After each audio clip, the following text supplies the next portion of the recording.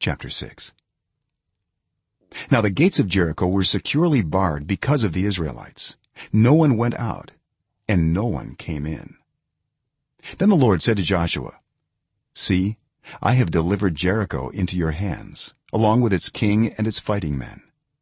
March around the city once with all the armed men. Do this for 6 days. Have 7 priests carry trumpets of ram's horns in front of the ark. On the 7th day march around the city 7 times, with the priests blowing the trumpets. When you hear them sound a long blast on the trumpets, have the whole army give a loud shout.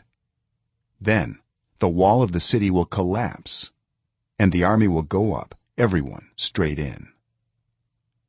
So Joshua son of Nun called the priests and said to them, "Take up the ark of the covenant of the Lord and have 7 priests carry trumpets in front of it." And he ordered the army, "Advance, march around the city, with an armed guard going ahead of the ark of the Lord."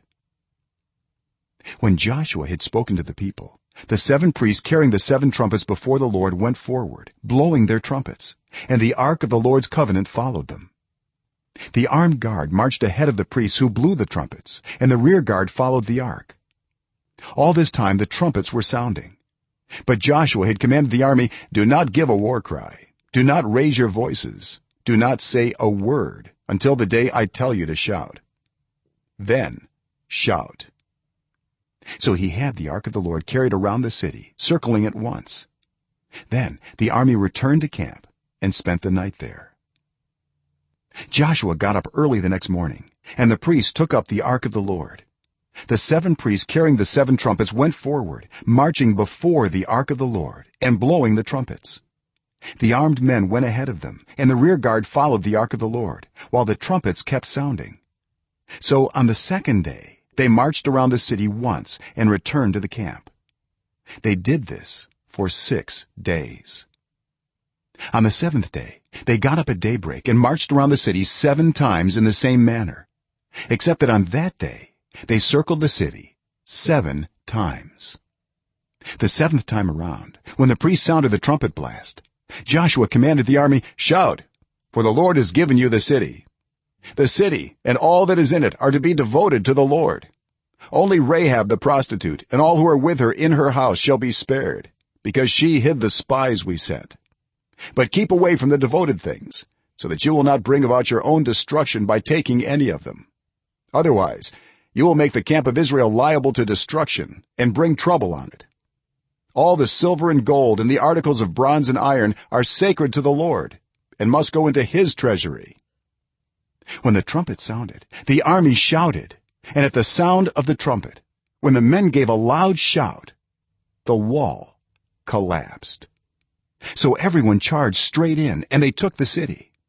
They devoted the city to the Lord and destroyed with the sword every living thing in it, men and women, young and old, cattle, sheep, and donkeys. Joshua said to the 2 men who had spied out the land, "Go into the prostitute's house and bring her out and all who belong to her, in accordance with your oath to her." So the young men who had done the spying went in and brought out Rahab, her father and mother, her brothers and sisters, and all who belonged to her. They brought out her entire family and put them in a place outside the camp of Israel. Then they burned the whole city and everything in it, but they put the silver and gold and the articles of bronze and iron into the treasury of the Lord's house. But Joshua spared Rahab the prostitute with her family and all who belonged to her, because she hid the men Joshua had sent as spies to Jericho, and she lives among the Israelites to this day. At that time Joshua pronounced this solemn oath, "Cursed before the Lord is the one who undertakes to rebuild this city Jericho. At the cost of his firstborn son he will lay its foundations. At the cost of his youngest he will set up its gates." So the Lord was with Joshua, and his fame spread throughout the land.